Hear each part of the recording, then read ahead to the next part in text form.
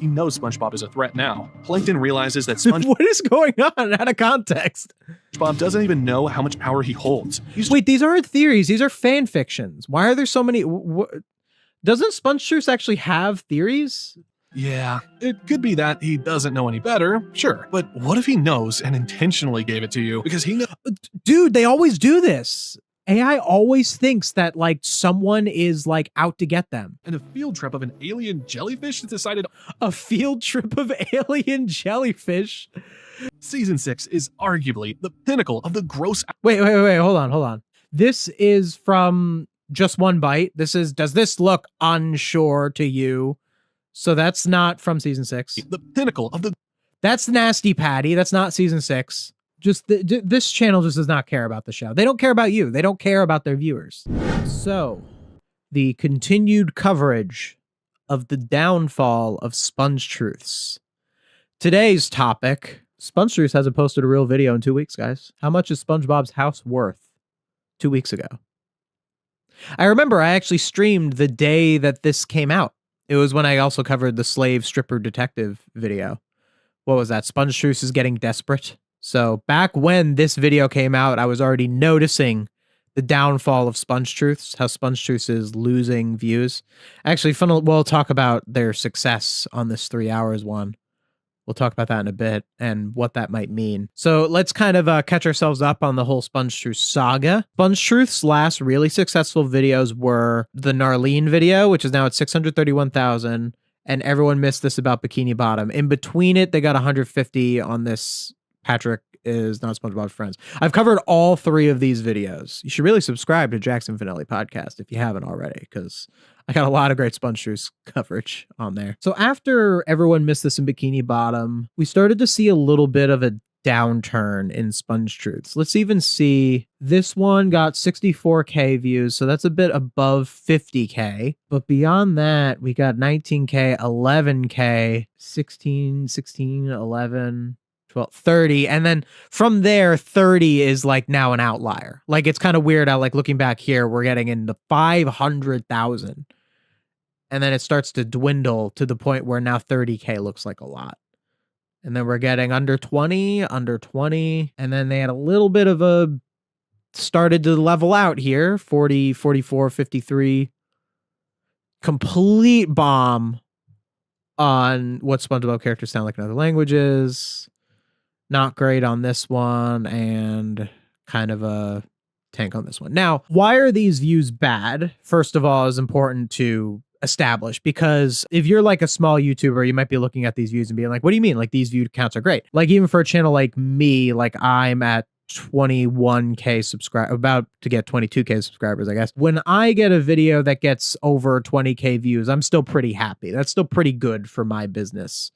At that point, I generally want to see them get past like 50K to 100K. Like that's usually what is very good for me. And that's at 22,000 subscribers. But SpongeTruths is not in the same echelon as I am. He has 148K subscribers. He is just in a different world with that. You kind of need to have a bit more consistency, because SpongeTruths has had multiple million view videos, well into the hundreds of thousands at times.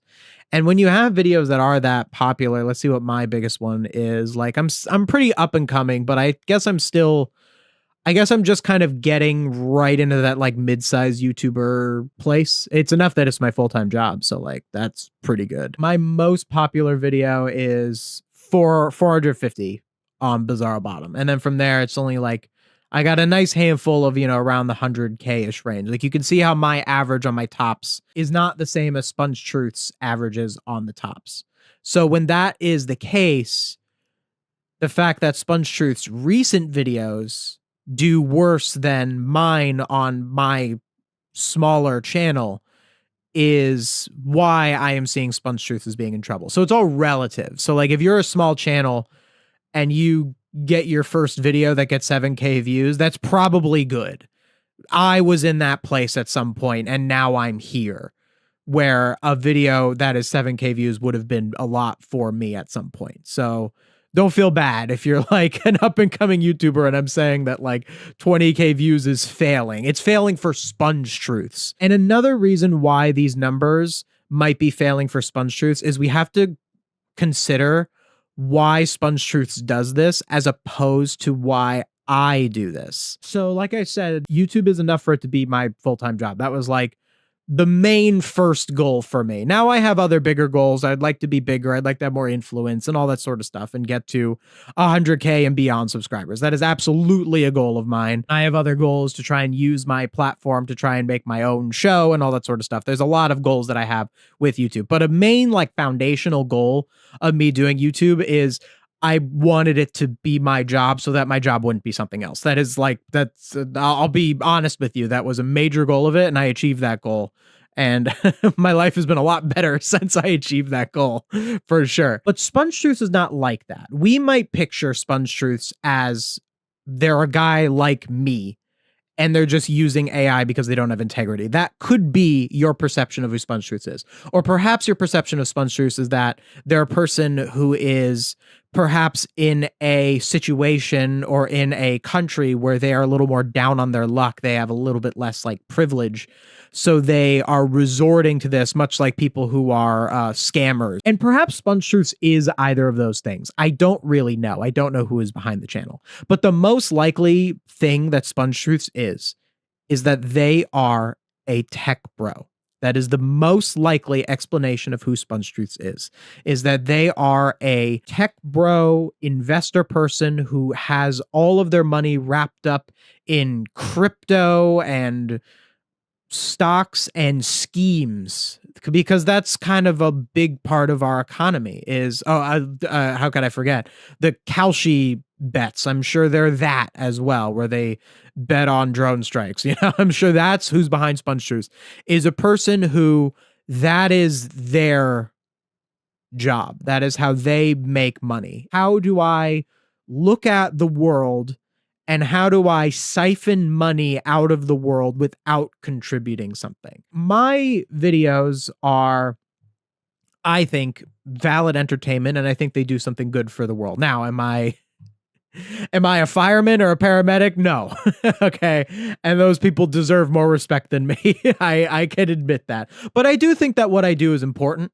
I do think that what I do is meaningful for people. I think that a lot of people can get positive stuff out of my videos. My videos tell people to think more about the media they consume, to think more about their lives. Even like this stuff, this anti-AI stuff helps people spot AI like I do. And the arts do serve a social function. They do make the world better. They do make people's lives better. And the way that I became successful is I went, how do I make good videos? How do I make videos that people enjoy watching, that people get a lot out of? How do I contribute to the world so that the world contributes to me and makes this my job? That is the goal.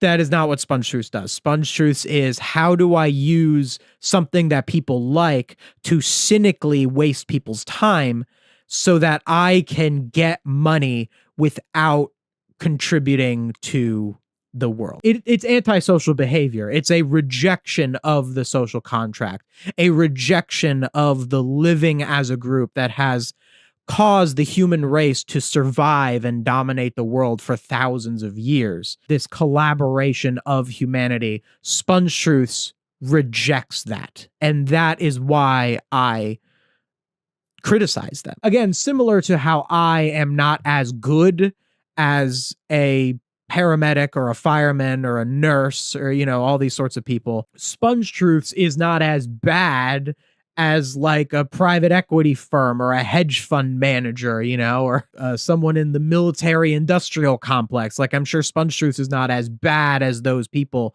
but they're on a certain level. And I think they deserve our criticism for that as well. The amount of views that I get that basically allow me to keep doing this, that allow me to keep being a YouTuber, or just to be a YouTuber full time, because there's kind of two, because I was a YouTuber when I had another job, but I posted a lot less. My videos were a bit shorter. They weren't as detailed because I had another job. I could only put in so much time.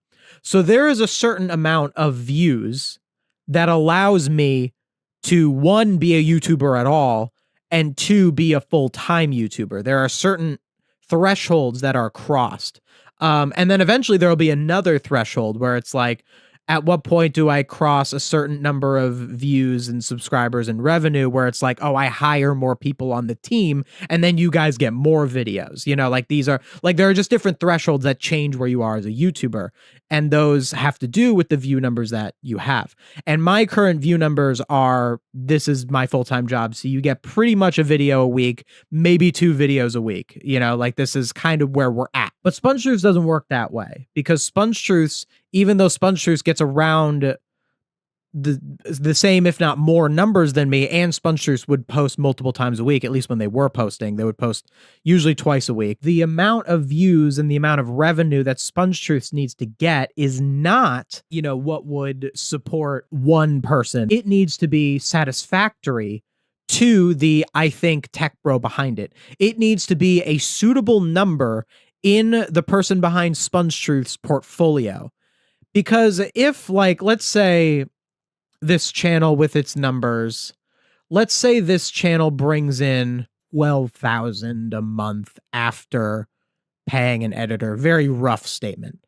That does seem like a lot, right? But does it seem like a lot in a big portfolio where you're working with these crypto things and all of this other stuff? Like, does it actually seem like it's worth their time to continue managing this if there's other stuff that probably takes a little bit less effort than it is to manage something like SpongeTruths? As I examined when we talked about SpongeBob Diaries and how they're failing, this is another AI SpongeBob channel that wants to be SpongeTruths. They're failing because there are things you have to do in terms of having artistic talent to run these channels. Like, objectively, the person behind SpongeTruths does have some kind of artistic talent. It doesn't make what they make valid, because what they make uses AI and that makes it invalid. But in order for SpongeTruths to even get these numbers, they have to understand something about what audiences want to see. And obviously they do a lot of silly stuff in there, and we're going to watch some, of course, and we're going to see their trash and all this sort of stuff, because that's the fun part, huh? SpongeTruths has to put in some kind of effort. They have to have some kind of discretion in order to do this, which you don't really need if you invest in crypto. You just need to kind of have the right amount of flow, and maybe a guy who's doing the rug pull, and that's kind of it. To the point where I don't know if these AI channels are going to continue being so attractive to these tech bros as, one, the AI stuff starts to die out. People start to recognize it for being AI. People like me who call them out become more common, and it just doesn't become as easy of a scheme than when it was new and people didn't even know. Which is why they got these 1 million view videos in the first place. See how they're all like a year ago. Like, people knew AI was around back then, but it was not. This was before people were really talking about it, that it was even really noticed. People back then and a year ago, when these videos came out and got millions of views, people thought of AI as like bad images, like images that looked really off and awkward. That was what people thought AI was. So if they saw a video with real SpongeBob footage, they wouldn't even clock it most of the time. That's probably why they got more views back then. So basically, what is the number for SpongeTruths that would say to SpongeTruths, this isn't enough for me to worry about this? And perhaps that number has already been reached. And that might be why we have seen these 3 hours compilations. So it is possible that the reason we're seeing these compilations is maybe because SpongeTruths already has given up. I don't want to get our hopes up for that. There could be a video tomorrow that's a new stupid, how much is Squidward's house worth tomorrow, because there's other stuff they could do still. This isn't necessarily an AI thing. It's associated with AI. 3 hours to fall asleep to, or 2 hours to fall asleep to. It's not an AI thing inherently. In fact, I don't think Ava was the first guy to do it, but it's common. So Ava did 2 hours of SpongeBob lore to fall asleep to, and it's basically just a compilation of their other videos. I did it. 2 hours of SpongeBob writing rules to fall asleep to. I even did it on the podcast channel, 10 hours of destroying SpongeTruths to fall asleep to. My absolute favorite thumbnail I've ever made, by the way, is 10 hours of destroying SpongeTruths to fall asleep to. The reason that we creators do this is because you take your old videos, you put them into a compilation, and then people watch it, and then you get revenue for stuff you already made. And this got 27K views, and then on here it's 11K views. That is just free money for no work for me. Like, that is why I did it. I mean, I did it also because it's in demand. Like, people say they appreciate this video.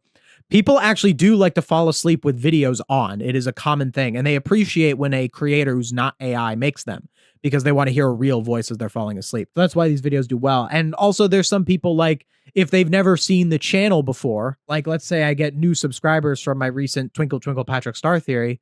If the first video you watch is this and the second video you watch is this, that's all new content for you.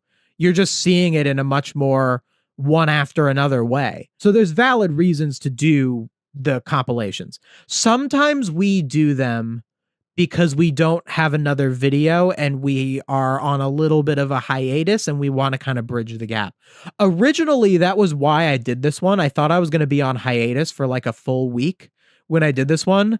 And then like a day, this came out like 2 days after this one. I basically, when I did the houses video, I had like a day where basically I had more free time than I thought. And I was like, you know what? I'm going to do a video. I'm going to do that video on Home Away from Home that I was planning. So I ended up actually doing a video, but I thought I was going to be on hiatus when I made this 2 hours one.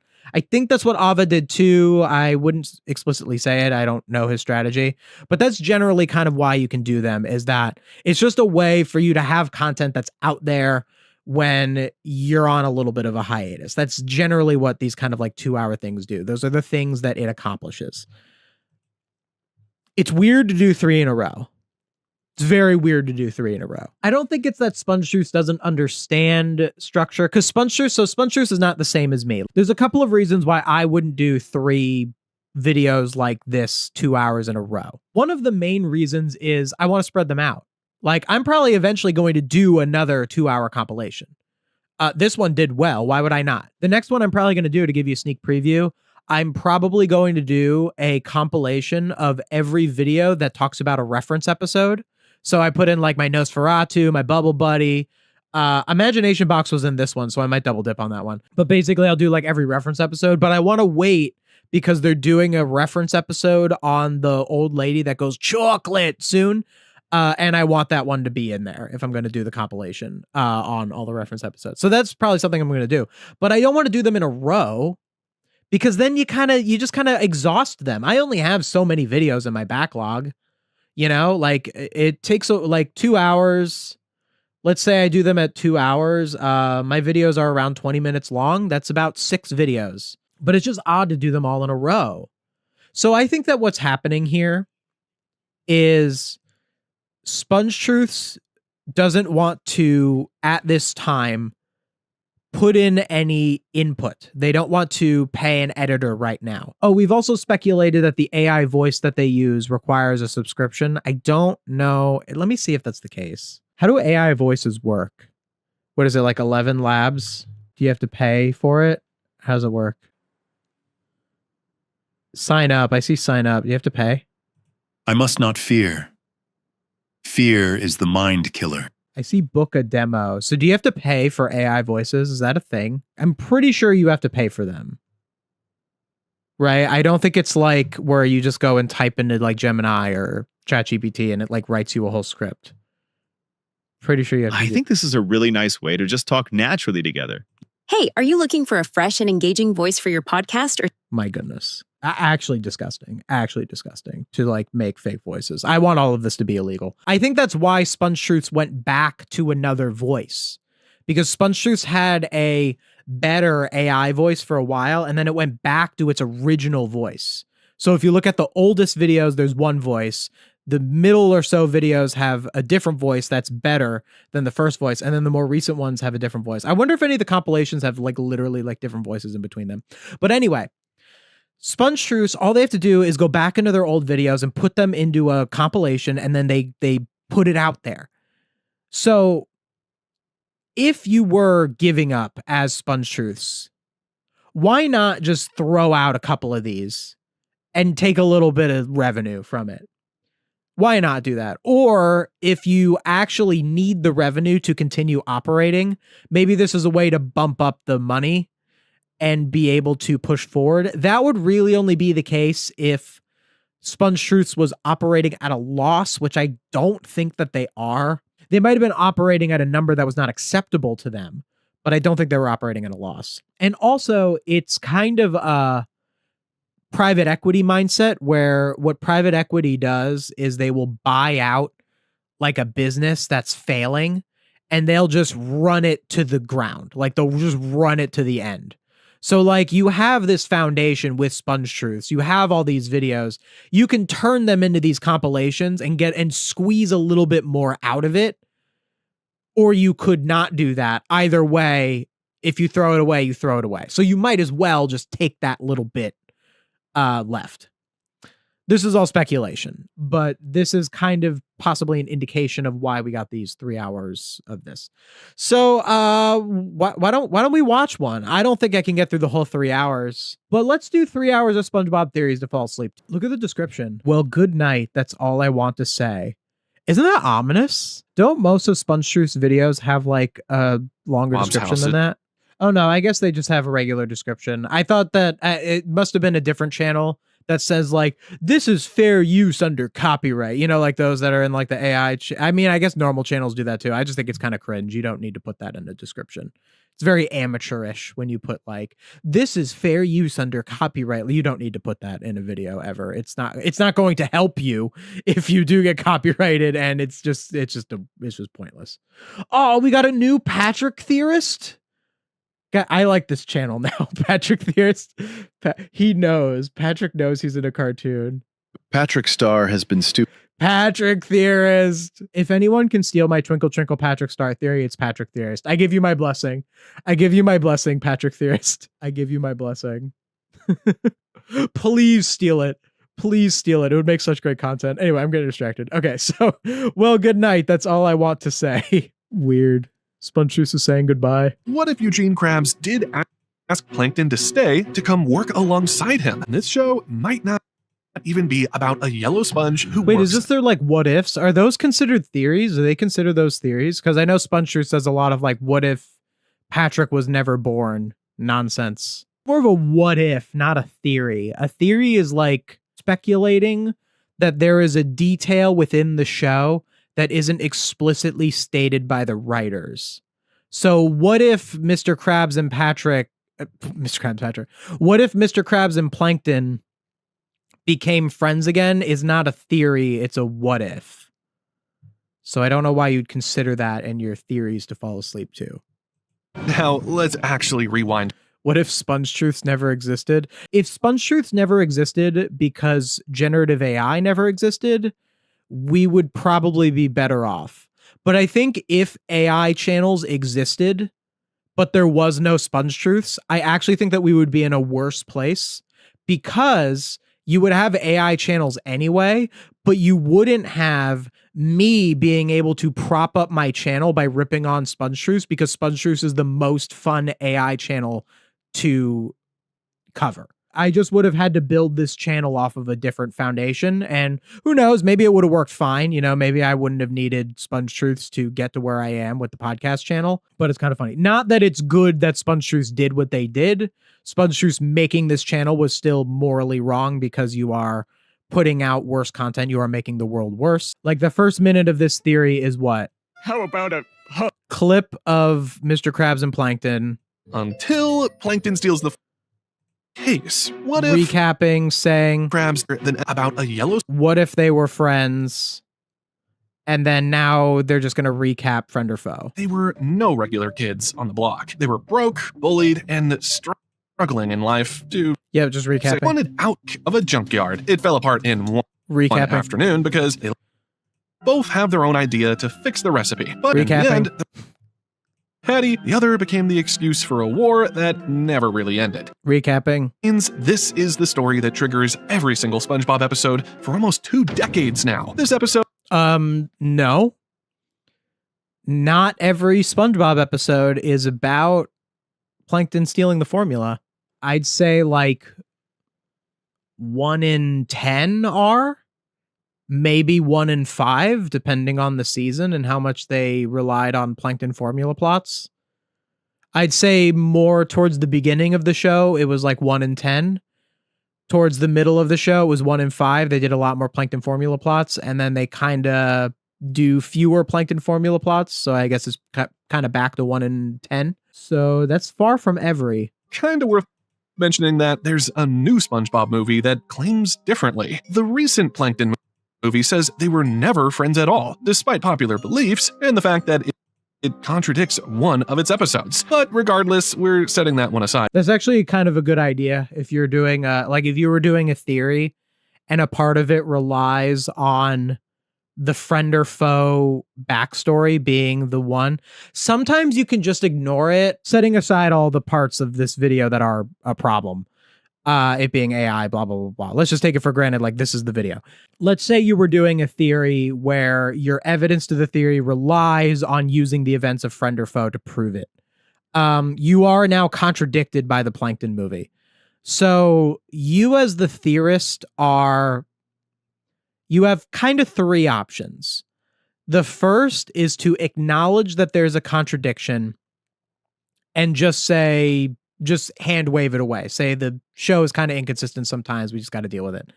That's one way to do it. It's not great. I feel like if it's between that and don't do the theory at all, if you really examine all your options and there's really no way to go around it, I think that's fine. I probably would forgive like Alex Bale if he did that. I don't know if he ever has done that. He might be a good enough theorist that he would really only go out of his way to talk about stuff if he can explain it. The other way is to acknowledge that it's a contradiction and try to find evidence that supports your narrative. And the third is just not bring it up at all. Now, with this crabs and plankton thing, I feel like the third option would not be valid. I feel like you can't just not bring it up at all. If you talk about friend or foe in the context of a theory, you kind of have to acknowledge that the Plankton movie contradicts that evidence. You definitely would need to bring that up. Like, for example, in my Twinkle Twinkle Patrick Star theory, a major part of that theory is me discussing King Neptune as the ruler of the sea and how he's like a tyrant and all that sort of stuff. And I talk about in the theory, I reference the third SpongeBob movie, SpongeBob Sponge on the Run, which has a King Poseidon who's not King Neptune. And I literally just chose to not acknowledge the existence of King Poseidon because it just would have derailed the theory. And the existence of King Poseidon is not as big in people's minds as the Mr. Krabs Plankton contradiction is. These are the things that you need to have your finger on the pulse on in order to properly make a theory video. You have to have just that kind of implicit knowledge of the show, that implicit knowledge of how people view the show in order to really talk about it. It's why someone like SpongeTruths, who doesn't actually really get the show that much, who knows the show well enough that they don't make too many mistakes. They do make a good amount of mistakes though, but clearly doesn't really understand the show they're talking about, clearly doesn't really like SpongeBob. And it's just a cynical way of picking this show to get views. You're just going to lose out on a lot of that. I think that the best way for SpongeTruths to have handled the contradiction is to try and explain it away, try to have some kind of evidence for it.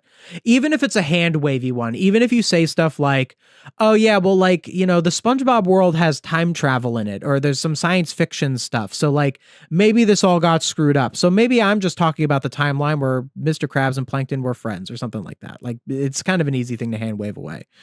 It's a tricky position. It really is. Like, you don't want to not do a theory just because the show has contradicted it when, like, it would be a good theory otherwise, which obviously this is probably not a good theory otherwise. So it might have just been better to just kind of can the whole thing. The contradiction was so unnecessary. Like, if they wanted to retcon friend or foe. Yeah, I don't like it. I prefer the friend or foe backstory. I've seen defenses of the Plankton movie retcon that I respect. I have. There are some people who have said that it's funnier that Mr. Krabs and Plankton don't have a backstory, that they actually didn't meet until Mr. Krabs already had the Krusty Krab and Plankton already had the Chum Bucket. And it's literally just the restaurant across the street hates Mr. Krabs and he's just obsessed with him for like no reason. Someone explained it a little better than that. Like there was someone who said it in a way where I'm like, yeah, I could see that. I prefer the friend or foe backstory. Even though friend or foe I think is a bit of a flawed episode, I think that their backstory does make it a little more meaningful. I kind of like it. I think it makes sense that they would be childhood friends. I think it makes sense that Plankton had a hand in creating the secret formula. And that's why he feels entitled to it. But I do kind of see it the other way around, where like, it's funny that Plankton just wants the secret formula for no reason other than he just wants it. Like there is a bit of comedy there. Sometimes when you over backstory stuff, sometimes it's like midichlorians, in Star Wars, where it's like, you don't need, like, it's better when the force is just a mysterious force and it's not explained away with all this sort of stuff. It might be better that Plankton just really wants the secret formula for no reason, and all of this personal stuff in friend or foe undermines that. I don't think it applies, but I think it's an interesting discussion, and it's something for someone who wants to be a writer or someone who is just interested in criticizing media to think about. What if none of that backstory changed? The fight still happened. What video was this originally? I see it has the SpongeTruths logo. The SpongeTruths logo usually means it's a newer video because they only started doing that recently. What if Plankton got the secret formula? What if Plankton was never born? Are these old videos? They gotta be, right? First, she tries to be patient. Then, one day, SpongeBob, caught in the unstoppable momentum of his own energy, accidentally knocks over a week's worth of research. Glass shatters. Chemicals fizz and smoke. All right, Sandy snaps. This sounds like a fan fiction one. SpongeBob, you gotta leave me alone. The words hit. SpongeBob decides he doesn't want to work here, but Patrick reminds him that he has to pay bills. So, this time, he takes the job to pay his bills, not because of Patrick's encouragement. What if SpongeBob worked at the Chum Bucket? Would be that one. SpongeBob Chum Bucket. Guys, are these new videos? Am I crazy? Where are they? For the first time in his life, Patrick's not suffering from the silence. Oh, look, it's using the different voice. It is a different voice. It's got to be a compilation if it's using a different voice. Let's just do like SpongeTruths like dartboard. Let's just go to a random place in the video and I'll just debunk whatever they say. How about that? I think that's a more fun way to go about this. Let's just go here. Sure. Let's go right here. Whatever it is, I'm sure it's nonsense. The Chum Bucket's profits start dropping. Plankton sends spies to Jellyfish Fields, and they come back with a terrifying report. SpongeBob SquarePants is building something dangerous. Plankton... What? Where are we here? He knows SpongeBob is a threat now. Plankton realizes that What is going on out of context? SpongeBob doesn't even know how much power he holds. Wait, these aren't theories. These are fan fictions. Why are there so many... Doesn't SpongeTruths actually have theories? Like, they have theory videos. They did like... They started with theories. They were poorly made, though. Like, look. Something... In the original theories, this is like the old SpongeBob theories. This is their Mrs. Puff one. It has a white background. It has everything like that. Like, they were just different. These ones don't have... None of these are the white background ones. At least I don't think they are. These compilations are kind of a bust. I don't really have much to say about them, unfortunately. I should probably find another video. I think just discussing the existence of the compilations is like enough. I can't really engage with them on their own because they're so disorganized. Like, they're just so... Like, I don't really know what I'm responding to. But we can find... Let's do Creepy Episode. This is their most recent video that did kind of good. So maybe we can examine if they come back. They're probably going to want to do videos that are kind of like this. He ain't budging. Yeah, that's a kid's show, by the way. Now, if I asked you... So sensationalist. So? What's so bad about that? Yeah, that's a kid's show, but so what? That was not that graphic at all. It was very cartoony. Now, if I asked you, is SpongeBob too much of a creepy show for kids? I know. It's a stupid question on paper. So, okay, here's already going to be the problem with this video. This is one issue with sensationalizing for views. So the goal of SpongeTruths is to get views. By having your narrative be that there's something creepy about this show, or like, ooh, that's a kid's show, that is going to warp perceptions on what is or is not too creepy. I think we can learn from this that this is not specifically a problem with AI. AI will make that problem worse because it will give people power to sensationalize more, and the AI itself will choose what to sensationalize, and the AI will choose what to sensationalize based on what is already being the most sensationalized already, so it'll just make that worse. But we also can learn from just the very act of talking about something, the very act of reporting on something can sometimes make us a little too crazy about certain things. We can sometimes over exaggerate stuff. I have to stop myself from doing this, where I don't want to have a narrative of something derail the actual important thing that I'm talking about. I'm planning a video on the most recent episodes of SpongeBob I just watched. If you saw them, they aired not too long ago. And I'm planning a video on them, how it was 2 episodes, because SpongeBob airs their episodes 2 at a time. And the first episode was about SpongeBob dealing with elves that were creating, the elves were making Krabby Patties, and SpongeBob can't do his job because elves keep making Krabby Patties. So the elves were annoying SpongeBob, and SpongeBob had to get rid of them. The sister episode to that episode was a mime starts following around SpongeBob. So it's basically the same episode twice. Kind of. There are some distinctions in it. When I cover those episodes, I'm going to compare them to each other based on that. It's going to be kind of like a SpongeBob just did the same episode twice. But what I want to do to have some journalistic integrity with that is I want to acknowledge what that means and like why those episodes could have been good, or the parts of those episodes that actually were good because they did have positive elements for them. I actually thought that they were better episodes than a lot of what I've seen of season 17 so far. You'll subscribe to the main channel. You'll be able to see my video on it when it comes out, if it's not out already at the time you're watching this. But the thing is, with that video, I know that the thing that is going to get that video the most clicks, the most attention, is the fact that that video is called, or is going to be called, something along the lines of Modern SpongeBob made the same episode twice in a row, or something like that. Like that sort of narrative is what's going to get people to watch it. Whereas if it was like a close look at these 2 SpongeBob episodes, or review of these 2 SpongeBob episodes, you could just kiss the views goodbye. It's just not, it just doesn't work that way. And as someone who is in the position of making videos, I have to find that line where I'm not going too far with it, but I also am still making a career. You know, it's a very difficult line to tread, and a lot of it is a social problem that is not necessarily the fault of even SpongeTruths, but I do think that SpongeTruths has a bit of a responsibility to not lean into that. Anyone with a platform, I think, does. And by not doing that, I think it's very irresponsible to over-exaggerate a SpongeBob episode being creepy in order to get more views. I do think that that is morally wrong. Because, ironically, those creepy episodes are some of the... Wobbling. There are 16 seasons of this show, and every single one of them has something worth being...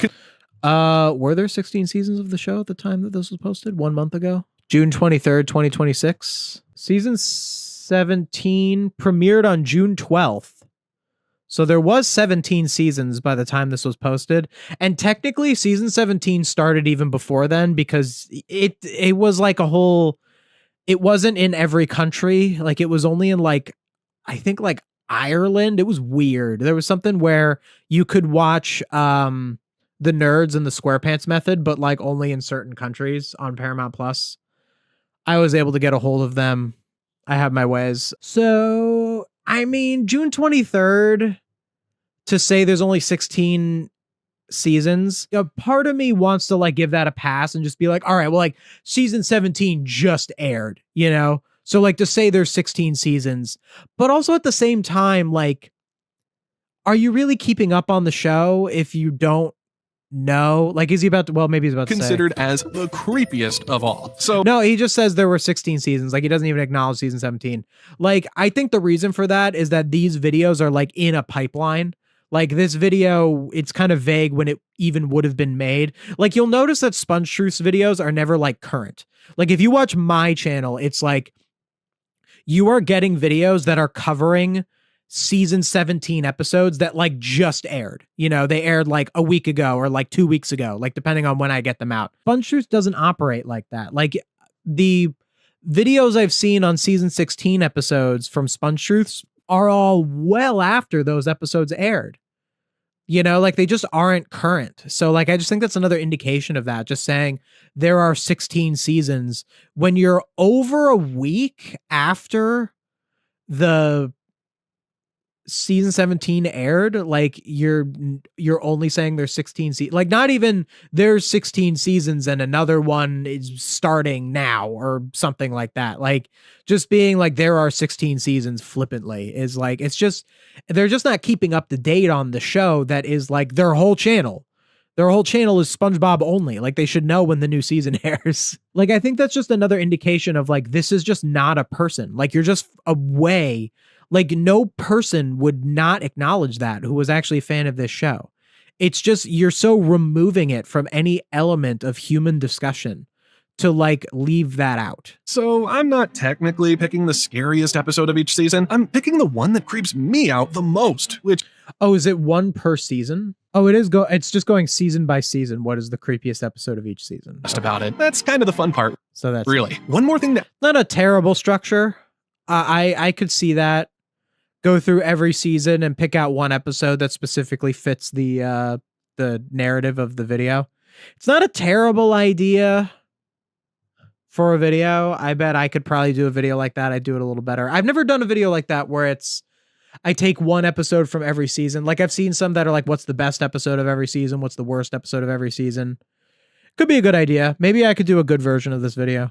Now, a lot of you are going to be expecting something like SB129 or Scaredy Pants, or even I Was a Teenage Gear. Is SB129 creepy? I guess you could be creeped out by, I guess by that definition, you could be creeped out by the prehistoric part. I guess it's pretty, and you get, it's more existential than creepy, but I could see it. And who could forget Squidward's journey into the void of nothingness alone, which he barely survives with a... I think that's a bit vague with the creepy. Because so here's the problem. You started off by saying this is a kid show, is it too creepy for kids? So I think that you kind of need to stay within those bounds. Like the Squidward in the white void is existential, sure. Like even when I heard him say SB129, I thought he was referring to the prehistoric SpongeBob and Patrick like attacking him. Like that could kind of be like, if you're a kid, you might be scared of that. Like I could totally see that. But this is not. It's just all over the place with its analysis. However, I'm not going to pick all of those. Partly because it's the obvious choice, and partly because there's an episode in season 1 that's... You should... Here's actually a... and I know it's AI, I know it's nonsense, you know, but I do think that is picking up a human tendency to not pick the obvious choice. You should never, when writing anything creative or when critiquing something, you should never allow something being the obvious choice to deter you from making a certain decision. Like if it's like the common thing where it's like, if you, this is a George R.R. Martin quote, a man who famously can't finish books. He has a great quote where he says something where he goes, you can't just take a story where you were planning for the conclusion of the mystery to be the butler did it, and then you go online and you see that everyone is saying that they think the butler did it, and then you change it to someone else. Because if you do that just because everyone else said so, because everyone else was expecting it, you lose out on all of the foreshadowing, you lose out on all of the like stuff that like makes sense. Now that doesn't mean that you should never try to subvert people's expectations, but I think that the problem is that if you're subverting expectations just for the sake of subverting them, it doesn't so much mean that the plot point is the problem or that the choice of what you're discussing is the problem for the sake of a like media analysis video. The problem is if your audience is already guessing what your thing is, it means that fundamentally there is something obvious about your story. Fundamentally, there is something that is not unique about your story, or if you're doing analysis, there's something that isn't unique about your analysis. So SpongeTruths saying something along the lines of, yeah, this is the obvious choice, already betrays that this is an obvious kind of video. That the idea of, ooh, doesn't SpongeBob have weird moments sometimes, is a very commonly discussed topic. It's probably why, even though I think I would do a better version of this video, that I probably wouldn't do exactly this video unless I had a much better take on it. Like, you'll notice videos like mine, like what would be a good example of this? Oh, I think a great example is ranking every time the Krusty Krab got destroyed. The obvious version of this video is me just saying my favorite episodes where the Krusty Krab got destroyed. But I didn't do that. I did a version of that where I discussed narrative deservedness. I discussed how much Mr. Krabs, the character, deserved to have the Krusty Krab destroyed. And that is why I think this video was so successful, because it was different. Now, I didn't make that decision because I went, ooh, I don't want to do the obvious thing. I made that decision because I wanted to find something that was an interesting discussion. And I felt that it being just what are the episodes that I liked where the Krusty Krab gets blown up was not an interesting discussion. Whereas I think with SpongeTruths right here, I mean, it's an AI, so it's not really making any decisions, but I think like the logic of this whole, I don't want to pick the most obvious episode, it just betrays a lack of confidence in your own analysis. And it just shows that the only reason you're not picking I Was a Teenage Gary was because that was the obvious choice. Whereas if that is the obvious choice, you should just own it. You know, like if I did a video where I don't know, one video I thought I would do that isn't like extremely obvious of a video is like something like discussing every classic SpongeBob episode and deciding how many of them are, quote, perfect stories. And then I define like the subjective, like what perfect means, how perfect doesn't really exist, but we can also have like what a story is and how it achieves what it's supposed to achieve, blah, blah, blah, blah, all that. That's a video I've thought about doing for a long time. And in that sort of video, I would make a lot of very obvious statements. Band geeks. If I talk about band geeks, I'm going to say a lot of the stuff that people expect to hear about that episode. But that doesn't mean that I should shy away from it. That doesn't mean that I should like try to have a hot take. This is the only reason why you see like sometimes you see one of the controversial statements in the SpongeBob fandom is Band Geeks is an overrated episode. Band Geeks is mid or whatever. Like that's a common statement. It's only because Band Geeks is considered the best episode and you're trying to do that. Oh, what if the butler didn't do it? You're trying to do that just subversion of the thing that is already so obvious. But sometimes the most obvious choice is just the correct choice. The creepiest episode in SpongeBob season 1, it's I Was a Teenage Gary. It is. It just is the most creepy episode. All right. He turns into a snail. There's body horror. Like it just is. There isn't another episode that tops it. In terms of that. I know that's kind of a subjective statement, but it really isn't. Like at that point, it crosses a line that is so much more than any other episode that could be considered somewhat creepy, that to not have that be your pick, it's just because it's not that. And I say that not even seeing what the actual pick is. It's the rock bottom episode. Not even close. Like it's again, like this is just like it literally, it might as well have just said to the AI, hey, don't do I Was a Teenage Gary because that's too obvious. Like rock bottom is not that creepy compared to I Was a Teenage Gary. Not even close. Rock bottom isn't even really like rock bottom is more weird. They make the designs in rock bottom are so cartoonishly quirky that it kind of wraps around to being not creepy. Like rock bottom, they're aware that it could scare kids. So they go the other way around and they make it funny to make it not as scary. Not to say that's not a creepy episode at all, but to say I need to talk about rock bottom because I Was a Teenage Gary is the obvious pick. It's just, that's the only reason why. And I think that's bad analysis. The thought of what if you were lost at unfamiliar places and things. The part of it that's creepy isn't even the rock bottomites. It's just that he's lost. That's more than the imagery of him turning into a snail and I Was a Teenage Gary. This is a joke. And again, you also said, what is too creepy for kids? Like, that's just a plot of an episode. You could actually have made, I still think it would have been sensationalist to say that I Was a Teenage Gary is like too creepy for kids. Like, it's not, it's fine, you know, but at least you could like go with that. Like, this is just like a stretch. For a season 1 episode, it's shockingly good at making being lost feel like dread instead of an adventure. It's a high bar to open on. And season 2 is about to raise Oh, dang, that was very quick. I guess he's got to get through all the seasons. That was not a lot of analysis. That was such a meaningless statement at the end. war. For a season 1 episode, it's shockingly good at making being lost feel like dread instead of an adventure. It's You see how it's like saying a lot to say nothing? For a season 1 episode, not really relevant. I don't know what that has to do with it being season 1. It does a good job of making being lost feel like dread. Like that's just the plot of the episode.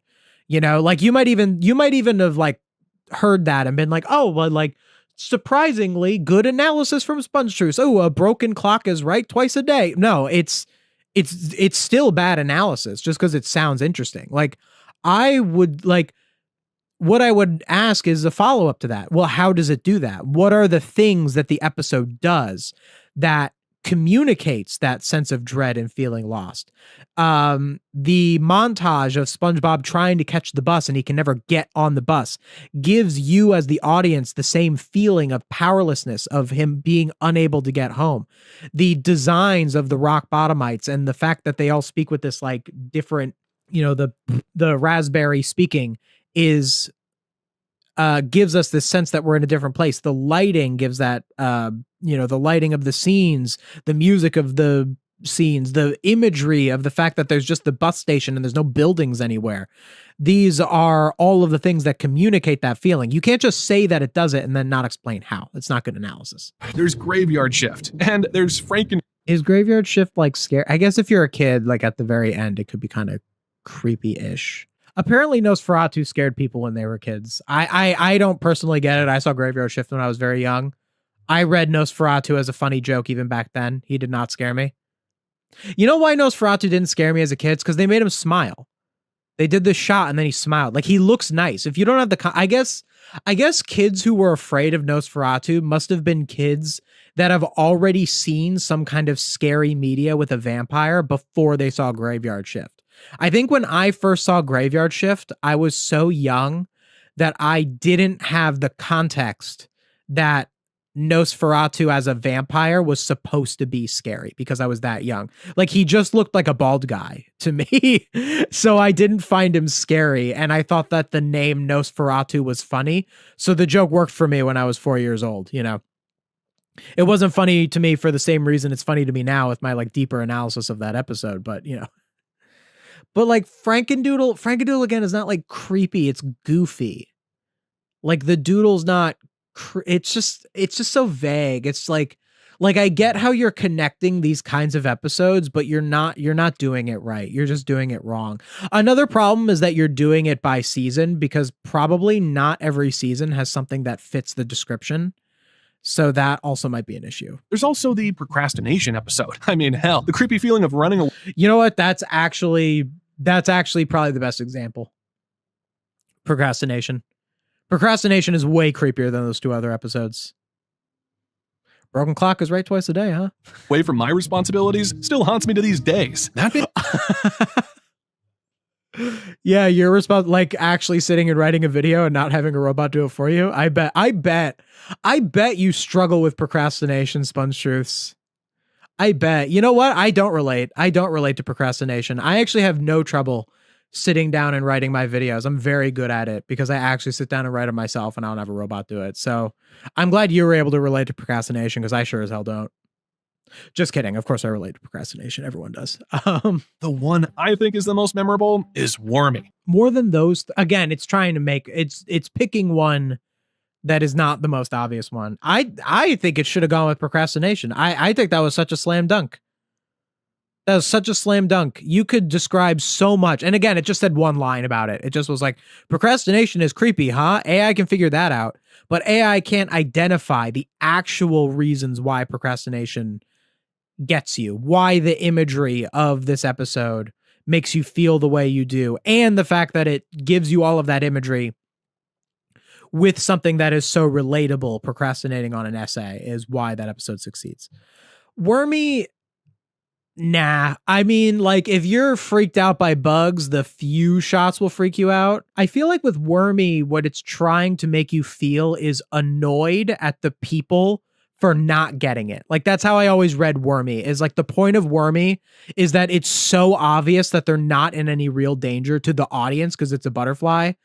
And just seeing all of the characters freak out and destroy the town over it, you're like, and that's what makes you laugh at them, is that they're like, it's like, come on, like, how do you not? And then you look at our own world and people are also afraid of their own wormies, you know, like people get afraid of things that aren't real all the time and destroy things over it. Cause that's what Wormy represents, obviously. But like a couple of shots of the bug, of the close up of the, I don't buy it. I don't buy it. It's not even the same kind of league as even Frankendoodle or what was the other one it said? Frankendoodle and Graveyard Shift. Like those are actually episodes that use like supernatural kind of scary elements to it to invoke a feeling of fear-ish. Doodle Bob is more action. I don't think you're supposed to be like as afraid of Doodle Bob. Graveyard Shift is definitely in the horror adjacent. Procrastination, also very horror adjacent. This is more so action and social commentary is more so Wormy. You know what? It's just taking it because there's probably a bunch of Reddit posts that are like, who else was freaked out by the close-up shot of the butterfly in Wormy? And now it's just like it's this creepy thing. It's just bad analysis. Midlife crustacean is also creepy in some way, especially if you're... See, now it's just like twisting the definition. Like you're bringing up the panty raid, but the panty raid is more, is it inappropriate? Like not creepy as in scary. Like these are different feeling. If someone was creeped out by Nosferatu or I Was a Teenage Gary, that is not the same. I know it's the same word, creepy, but the midlife crustacean thing is not the same. It's not the same conversation. There's no reason to bring it up. One Krabs trash? It could be seen as creepy. I mean, Krabs goes out of his way to dig the grave of Smitty, Weber, Jagan Majensen, and... They, again, this is another problem, is this is so light. The way that it's similar to Rock Bottom. It's actually even more, the skeletons in One Krabs Trash, they are so cartoonish that it's not even remotely scary. Like, it's just not in the same ballpark. It's just taking something that is vaguely horror adjacent and saying it's creepy because it fits the narrative, because AI sees that it checks all the boxes of that narrative, whereas a person would, this episode would not even cross my mind if I did a video like this where I was like, oh yeah, what are like some creepy things that happen in SpongeBob, really out there weird moments that happen in SpongeBob? This episode would not even cross my mind, not at all. There's no weird imagery. It is the most like safe skeleton you can see. It is like it would not even cross my mind. Doing time. Again, it started funny when Mrs. Puff had... I guess it's existential. That's more existential than creepy. Like these are different. This is it's kind of like what I said about SB129, where like the ending of this episode does stick out as existential, but it's not creepy. They're not the same. Season 4 has no shortage when it comes to disturbing images. You've got Squid Bob tentacle pants. There's also the...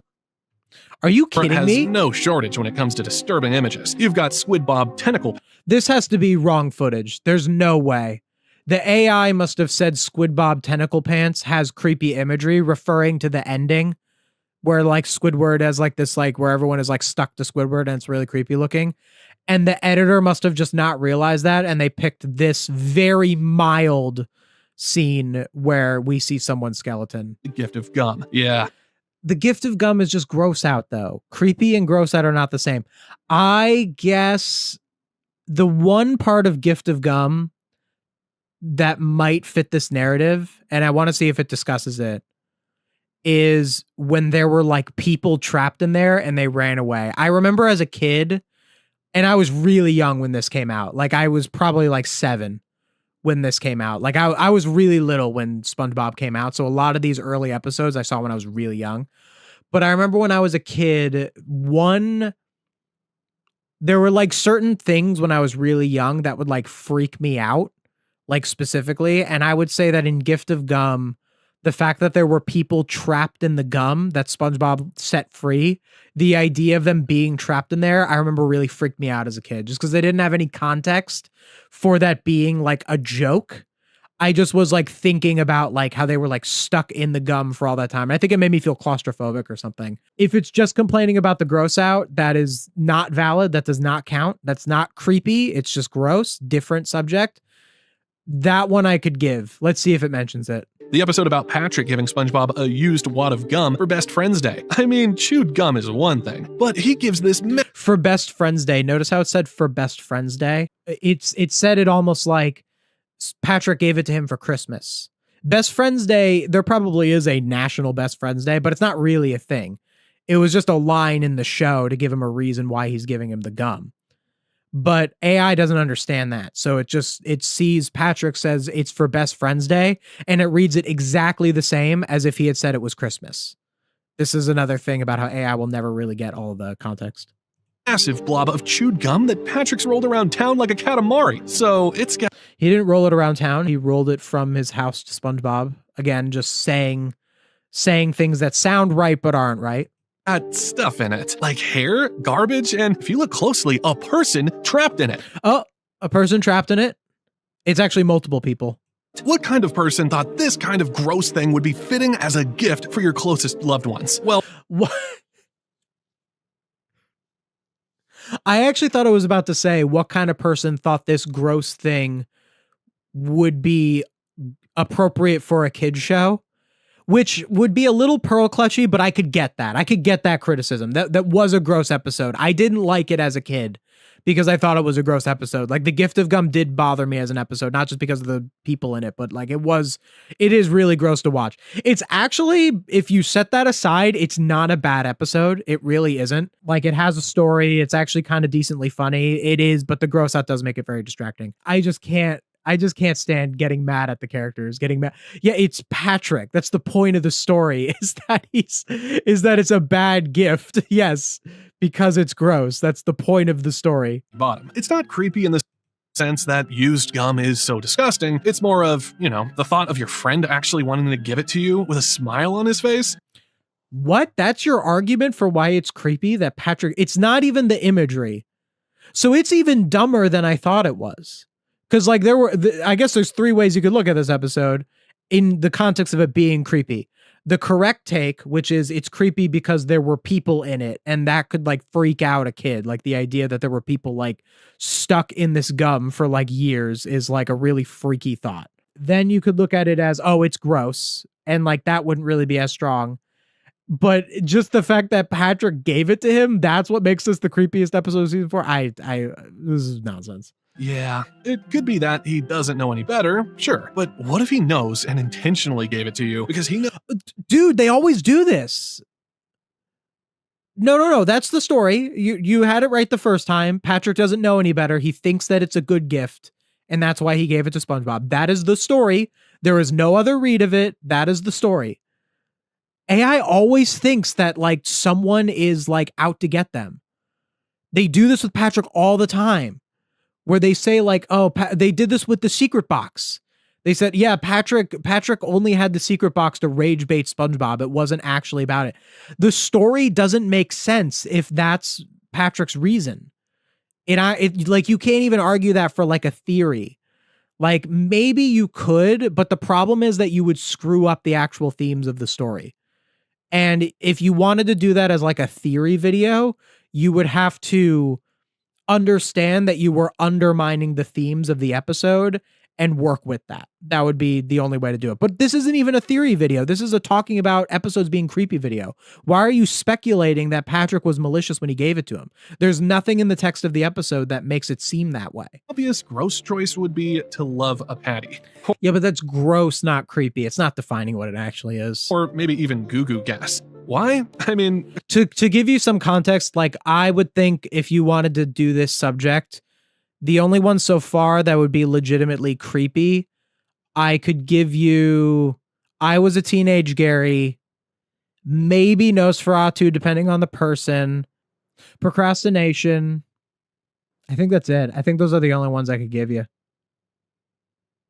that would actually fit this narrative. There's really not a lot. I believe season 4 has Ghost Host. I don't know why it wouldn't choose Ghost Host. Ghost Host is a very creepy episode imagery wise. Shanghai too. Shanghai, I guess it's only really Shanghai's alternate endings that would be creepy. Because the main ending, the SpongeBob ending, is really not that creepy, I wouldn't say. The ones where they actually get eaten are pretty weird, I would say. But yeah, that's just disgusting rather than creepy. The same could Oh, he admitted it. Okay, he admitted that it's just gross, not creepy. Wait, so if that... Wait, you just contradicted yourself. You said that Goo Goo Gas and To Love a Patty don't count because they're just gross, but you just went on about how Gift of Gum is the creepiest episode because it's gross. Or because it's Patrick gave it to him and thought it was a good present and it's gross, which is also a bad argument, but like still. Wasn't another one gross out too? No, it was just that one. Spongehead. This one speaks. Yeah, I mean, that's the, yeah. Yeah, I can give you that one. Spongehenge is pretty, it's more, again, it's more existentially creepy. I'd say it kind of skirts the line between like creepy and existentially creepy, like SB129 or something. But yeah, I think it's like as a choice, sure. It's not going to analyze it properly. Away for the whole town basically in shambles and a field trip of an alien jellyfish that decided all this Spongehenge is some kind of... Wait, what? Basically in shambles and a field trip of an alien jellyfish that decided... A field trip of alien jellyfish? Dude, this, you analyzing this episode is like your most popular video. I think like their second most viewed video is their analysis of Spongehenge. Are you kidding me? These are not, first of all, they're not aliens, or at least they're not known to be aliens. It doesn't say they're aliens. They're not jellyfish because jellyfish still exist in this. This creature exists 2,000 years later in the timeline. I guess an alternate timeline because not everything is chrome. Or is it 1,000 years later? It's something like that. If it's 2,000 years later, then it would have to be an alternate timeline because not everything is chrome. But I guess it's 2,000 years later with the wind destroying civilization. And these creatures I always thought were implied to be just what Earth creatures would be in 2,000 years. Like, I just thought it would be like a new species that has evolved, not aliens. I guess they could be aliens, but nothing in the text says that they're aliens. In fact, it seems like they're not aliens because they're interested in deconstructing the history of this world. It's just that they've lost why the Spongehenge exists. They just don't know why it exists. It's like Stonehenge. Like, we don't know why Stonehenge exists. It's just there. So the joke of the episode is SpongeBob created the Spongehenge to keep the jellyfish from bothering him because he has holes. And then thousands of years later, the new species that lives on Earth doesn't know that. I actually think the ending is less meaningful if they're aliens. I think they kind of need to be Earthlings in order for this ending to make sense. Season 6 is arguably the pinnacle of the gross... Wait, hold on. Good at making you sick. Season 6. Okay, that's a Splinter. That's season 6. Is arguably... I don't remember that episode. That's not season 6. This is from Just One Bite. This is, does this look unsure to you? So that's not from season 6. The pinnacle of the... That's Nasty Patty. That's not season 6. Just this channel just does not care about the show. They don't care about you. They don't care about their viewers. The Splinter is gross out. You just said that gross out doesn't count. House Fancy's gross out in one scene. Is this about creepy episodes or is it about gross out? They're different. These are different subjects. Season 7, the cursed one. And you already know what you're bracing for. The mean episodes. The torture ones. The Splinter is season 6. You just talked about it. A Pal for Gary or One Course Meal is creepy and makes you feel uneasy to some extent about Squidward in Clarinet Land. But since I've already picked that for my most abnormal video, I wanted to pick a different one, and that's why I picked Earworm. You can't pick other things for your list just because you covered it in a different video. Like, you're not being objective. Like, the objective creepiest episode of season 7, at least if I know it's subjective because it's opinion based, but you know what I mean? Like, you would pick One Course Meal or A Pal for Gary. Like, I'm sorry they're the obvious choices, but they're the correct choices. I think Ghoul Fools is a good shout. I really like this episode. Lord Poltergeist. Ghoul Fools sucks. Ghoul Fools is not good. I think it's such a bad episode. I watched it for my Flying Dutchman video. I couldn't believe that it was a special because it's just so underwhelming. Maybe it would have been better if it was just a regular episode. It just did not. It just was like, it just did not justify its runtime. So unfunny, so meandering. Literally, like, and this is the analysis of something like SpongeTruths, or just AI in general, or even just people who are kind of shallow in like why they like stuff. Like, I feel like you could look at Ghoul Fools and like it just because it's unique and because it is a special and because it has a different ghost character that's not the Flying Dutchman. Literally, like, that being a lot of the discussion around this episode is probably why the AI that makes SpongeTruths videos went Ghoul Fools is a good episode. Like, it's literally just that.